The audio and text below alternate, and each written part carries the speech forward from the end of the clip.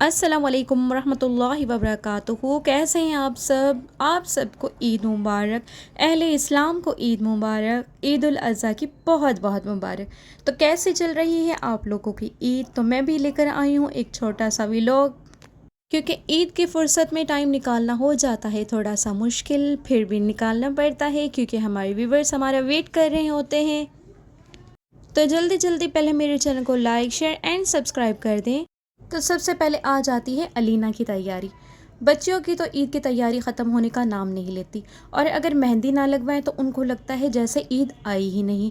तो अलीना यहाँ पर लेकर बैठी अपनी कज़न को और कहा जैसे बकरा ईद है तो मेरे हाथ पर बकरा ही बना दो, और इसके साथ साथ इसके ऊपर ईद मुबारक लिख दो।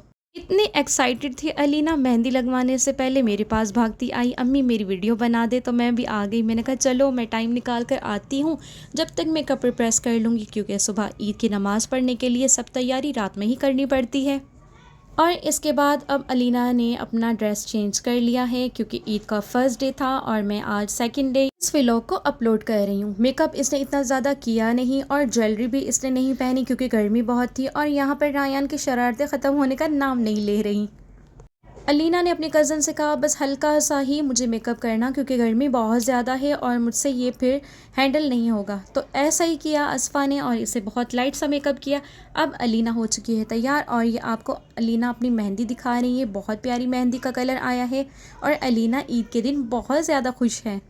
और अभी तक हम थे बिज़ी, क्योंकि मैं बना रही थी गोश्त, और आपको पता है ईद उल अज़हा में तो टाइम बहुत ही कम मिलता है हमें तैयार होने का। हो चुकी है रेडी, तो मैं भी होकर रेडी चले गए फुप्पो के घर। यहाँ आ गए हम फुप्पो के घर। फुप्पो का घर बिल्कुल करीब था। हम आए इनको ईद मुबारक कहने, क्योंकि फुप्पो की तबीयत सही नहीं थी, वरना वो ख़ुद ही आती है हमें पहले पहले ईद मुबारक कहने। लेकिन आज हम खुद गए थे उनके घर उन्हें ईद मुबारक कहने। तो उन्होंने चाय और बिस्किट से मेरी तवाज़ा की। यहाँ पर मैं आ गई इनकी छत पर। तो यहाँ पर फुप्पो बकरियों को चारा डाल रही थी, और यहीं पर फुप्पो अब बकरी का दूध निकालने लगी थी। तो मैंने कहा आप थोड़ी देर रुक जाए, मैं इसकी वीडियो बनाऊंगी।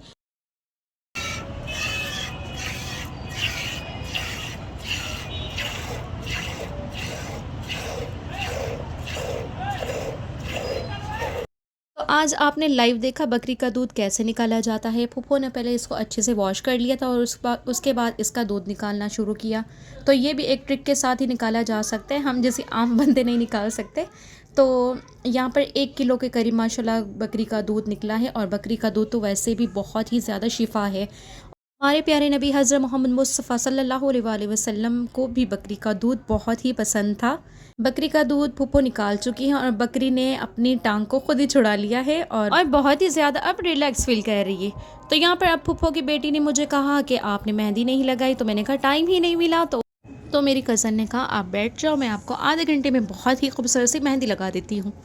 और जैसा उसने कहा था बिल्कुल वैसे ही आधे घंटे में ही इतनी प्यारी और इतनी नफीस सी उसने मेहंदी का डिज़ाइन मुझे लगाया। मुझे बहुत प्यारा, बहुत खूबसूरत लगा।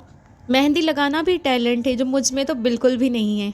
और यही ईद वगैरह ही होती है जब हम मेहंदी का एहतमाम करते हैं, वरना आम दिनों में तो हमें टाइम ही नहीं मिलता। आयान और रायान तो सारा दिन बकरों के पीछे ही पागल हो रहे हैं। जब तक कुर्बानी नहीं हो जाती इनके तो शशके ही ख़त्म नहीं होंगे।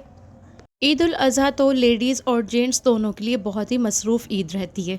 लेडीज़ को खाने पका पका कर देने होते हैं और मर्दों को करनी होती है कुर्बानी, तो सारा दिन ही बिज़ी रहता है।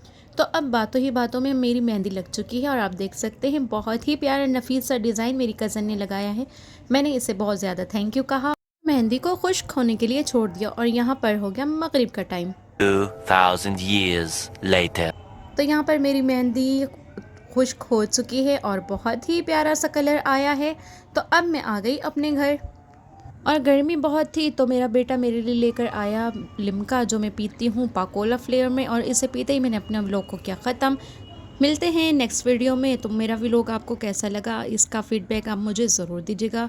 जज़ाकल्लाह खैर, अपना बहुत सारा ख्याल रखिएगा और ईद की खुशियाँ एक दूसरे के साथ बांटिएगा। अल्लाह हाफ़िज़।